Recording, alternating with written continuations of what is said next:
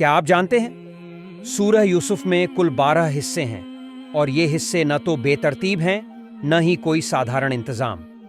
یہاں ہر حصہ اپنے مقابلے والے حصے سے جڑا ہے۔ پہلا حصہ یوسف علیہ السلام کا خواب، 12واں حصہ اسی خواب کی تفسیر، دوسرا حصہ بھائیوں کی سازش، 11واں حصہ بھائیوں کی معافی اور توبہ، تیسرا حصہ منتری کی بیوی کی سازش، 10واں حصہ اس کا اقرار، چوتھا حصہ عورتوں کی چالاکیاں، 9واں حصہ ان کی قبولیت، 5واں حصہ یوسف علیہ السلام کی قید، 8واں حصہ قید سے رہائی، 6واں حصہ بادشاہ کا خواب، 7واں حصہ اس کی تفسیر۔